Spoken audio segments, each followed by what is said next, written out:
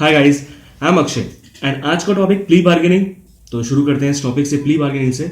Plea bargaining is an important topic in CrPC और मैं बताना चाहूंगा कि ये जो टॉपिक है ये 2006 अमेंडमेंट के अंदर सीआरपीसी के अंदर डाला गया and plea bargaining found it's provisions from 265A to 265L।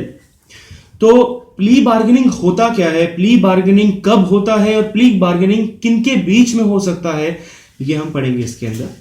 So the first thing I would like to tell you that many of us get confused this term with term compoundable, but दोनों ही different चीजें हैं, दोनों ही अलग चीजें हैं। Plea bargaining अलग है, compoundable अलग है।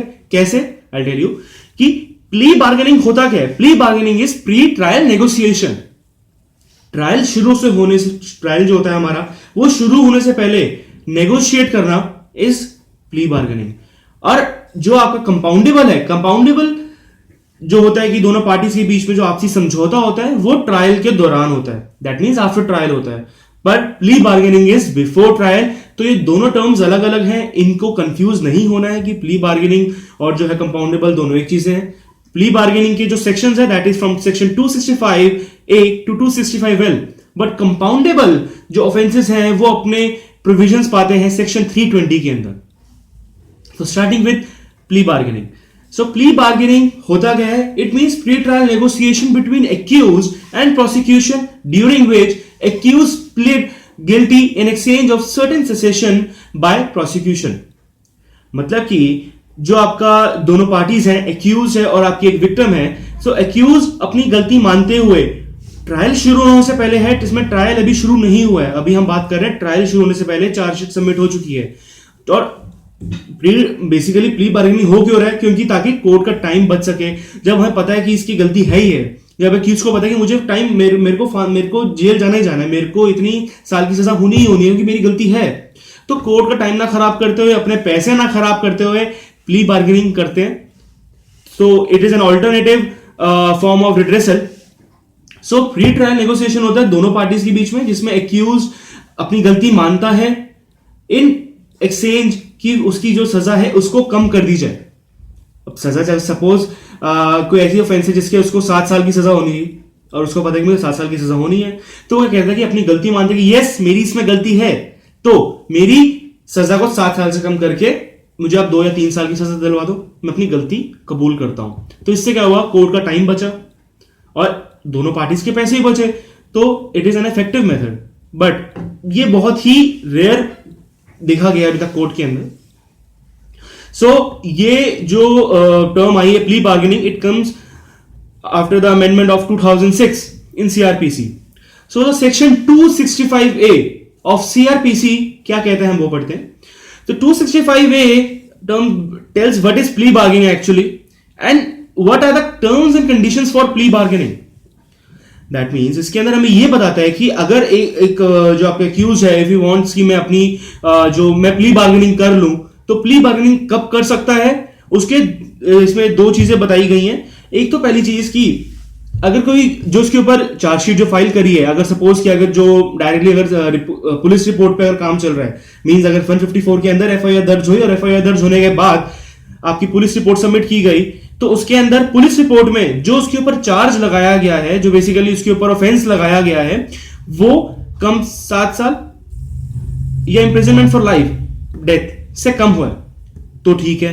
नहीं तो इनकेस अगर एफआईआर दर्ज नहीं हुई है और कंप्लेंट के ऊपर खेल चल रहा सारा का सारा, दैट इज सेक्शन 156, तो उसके अंदर भी आपका यही कंडीशन है कि जो आपकी ऑफेंस की जो उसके ऊपर ऑफेंस लगाए गए हैं वो 7 साल या फिर आपकी लाइफ इंप्रिजनमेंट या फिर आपकी डेथ पेनल्टी से कम होनी चाहिए। इन शॉर्ट 7 साल से कम होनी चाहिए, 7 साल से ऊपर नहीं होनी चाहिए। ये एफआईआर और आपकी कंप्लेंट दोनों के अंदर वैलिड है।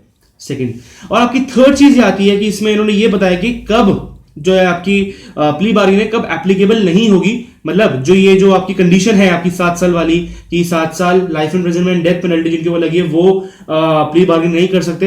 ये जो टर्म है इसकी एक्सेप्शन है हमारे पास 3। जैसे कि पहला है कि अगर कोई सपोज सोशियो इकोनॉमिक ऑफेंस हो रहा है, ठीक है, बट उसके अंदर आप प्ली बार्गेनिंग के लिए अप्लाई नहीं कर सकते। सेकंड, अगर सपोज कि आपका जो ये वुमेन है, चाइल्ड है, या फिर आपकी कोई मतलब चाइल्ड जो माइनर है बट लेस देन 14 ईयर्स, वो इस कंडीशन में 7 ईयर वाली के अंदर आपका अप्लाई कर सकते हैं फॉर प्ली बार्गेनिंग। अब अगर कोई हैबिचुअल ऑफेंडर है जो बार बार मतलब ऑफेंस पे ऑफेंस कर रहा है, वो इसके लिए प्ली बार्गेनिंग अप्लाई नहीं कर सकता। और अगर कोई व्यक्ति जो ऑलरेडी प्रीवियसली कन्विक्ट है फॉर द सेम ऑफेंस, वो प्ली बार्गेनिंग के लिए अप्लाई नहीं कर सकता। तो ये हमारा सिंपल 265A सेक्शन हमें बताता है कि प्ली बार्गेनिंग की कंडीशंस क्या हैं, कब प्ली बार्गेनिंग की जा सकती है, कब नहीं की जा सकती। So coming to the next section, that is section 265B। 265B ये कहता है कि एप्लीकेशन बाय एन एक्यूज्ड।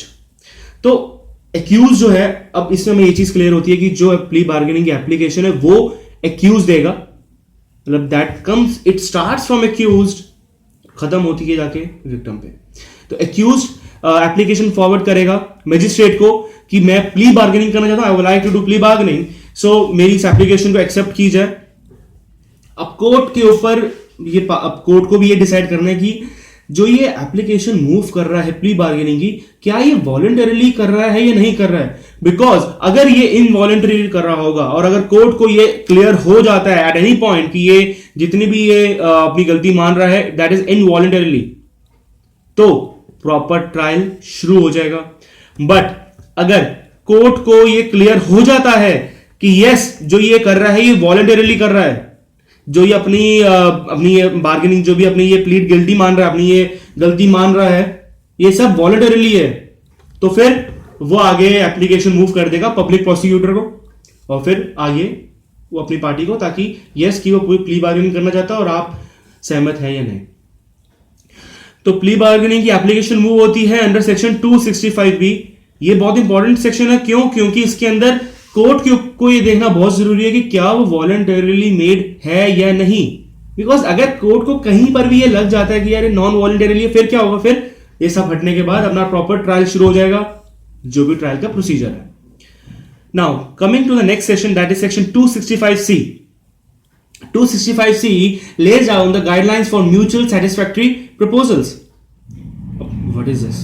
सुना बहुत बड़ा लग रहा है बट इतना बड़ा है नहीं। सो बेसिकली इसमें है ये कि एक नोटिस भेजा जाता है मीटिंग के लिए कि एक सारे मिलकर एक मीटिंग करें कि चलो सपोज एक्यूज ने एक एप्लीकेशन मूव करी अंडर सेक्शन 265B कि मुझे प्ली करना है, प्ली बार्गेनिंग करनी है। तो कोर्ट नोटिस भेजेगा 4 व्यक्तियों को, that is public prosecutor, investigation officer जो इन्वेस्टिगेट कर रहा है जिसने उस केस के अंदर, थर्ड होगा आपका एक्यूज और फोर्थ होगा आपका विक्टिम। तो इन 4 को कोर्ट नोटिस भेजेगा फॉर अ मीटिंग कि आप लोग इकट्ठा बैठिए और एक मीटिंग करिए और एक अपनी रिपोर्ट सबमिट करिए कि हाँ जी आप किस डिसीजन पे जाकर मतलब आपकी सहमति बैठी है। तो इसके अंदर एक चीज और है कि यदि एक्यूज और विक्टिम चाहे तो अपने प्लीडर्स को भी इसमें इंक्लूड कर सकते हैं at any time for satisfactory proposal. So ये तो था 265C। अब हम बात करते हैं section 265D, that is the you can say report of section 265C। मतलब कि जो 265C के अंदर एक मीटिंग बिठाई गई, जो मीटिंग कराई गई, उस मीटिंग की एक रिपोर्ट बनाई जाएगी और उस रिपोर्ट को सबमिट किया जाएगा मजिस्ट्रेट को अंडर सेक्शन 265D। तो 265C के अंदर गाइडलाइंस दी कि कैसे एक मीटिंग होगी, मीटिंग कराई और उसकी जो रिपोर्ट बनाई जाएगी उस रिपोर्ट को सबमिट की जाएगी मजिस्ट्रेट को अंडर सेक्शन 265D। तो अगला सेक्शन जो है that is 265E। So section 265E ये कहता है that is disposal of case. तो डिस्पोजल ऑफ केस के अंदर ये है कि जब कोर्ट को आपने मजिस्ट्रेट को आपने सबमिट कर दी कि चलो ठीक है ये मेरा है, क्या बोलते हैं, हमारा डिसीजन आया कि हम प्ली बार्गेनिंग कर रहे हैं, तो कोर्ट के ऊपर है कि वो कोर्ट की चाहे तो वो उसको लेसर पनिशमेंट अवॉर्ड कर सकता है या फिर फाइन से कंपनसेशन लेके भी छोड़ सकता है या फिर उसे एक्विट भी कर सकता है और या फिर प्रोबेशन और ऑफेंडर एक्ट के अंदर उसके ऊपर उसकी हर स्टेटस, उसके सारे फैक्ट्स को देखकर और किसी नतीजे पे जाना जाता है तो वो भी जा सकता है। तो ये आपका 265E में क्लियर किया हुआ है।